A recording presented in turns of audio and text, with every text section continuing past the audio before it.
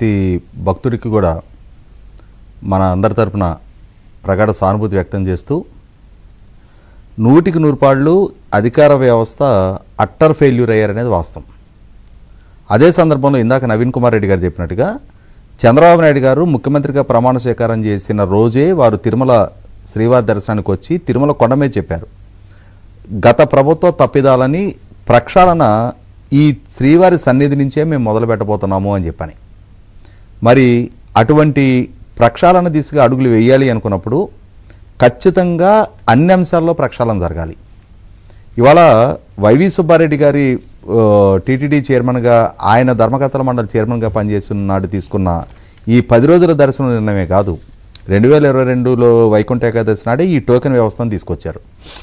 అలాగే వైవి సుబ్బారెడ్డి గారు తిరుమల అంటే శ్రీవారి సన్నిధిని ఆదాయ వనరుగానే చూశారు.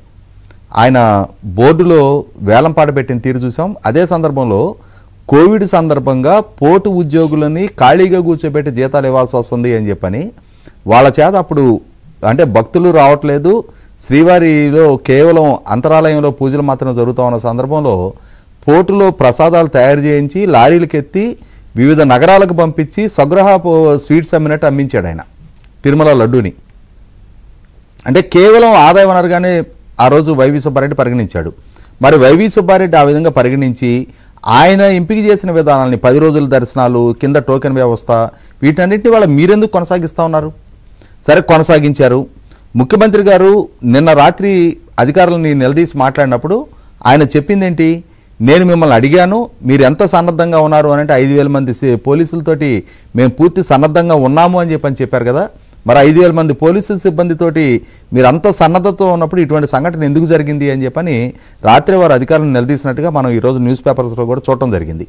అంటే ఇక్కడ మరి అంత ప్రిపేర్డ్గా అధికార వ్యవస్థ ఉంటే కనీసం ఈ మాత్రం ప్రెడిక్ట్ చేయలేకపోయారా?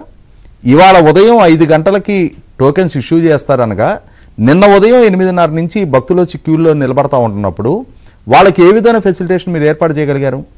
వాళ్ళని తీసుకెళ్ళి ఏదో బంధువుల దొడ్లో పశువులను కట్టేసినట్టుగా ఆ పార్కులో మొత్తాన్ని కూర్చోబెట్టేసి ఉదయం 8:30 నుంచి క్యూలోకి వచ్చిన వాళ్ళని తీసుకెళ్ళి రాత్రిపూట పార్కుల్లో ఓపెన్ ప్లేస్లో కూర్చోబెడితే వాళ్ళకి అంటే అక్కడ కనీసం కూర్చునే ఫెసిలిటీస్ ఉన్నాయా? నేల మీద కూర్చోవాలి, లేదు నిలబడి ఉండాలి. ఎన్ని గంటలు ఎవరు నిలబడి ఉండగలుగుతారు? వాళ్ళు అప్పటికే తిరుపతి స్థానికులే కాకుండా సుదూర ప్రాంతాల నుంచి వచ్చిన ప్రయాణాలు చేసి వచ్చిన వాళ్ళు కూడా ఉన్నారు అనేది వాళ్ళ చనిపోయిన భక్తులను చూస్తేనే మనకు అర్థమవుతా ఉంది. విశాఖపట్నం నుంచి తమిళనాడు నుంచి 2 భక్తులు చనిపోయిన వాళ్ళలోనే. ఇప్పుడు అంత సుదూర ప్రాంతాల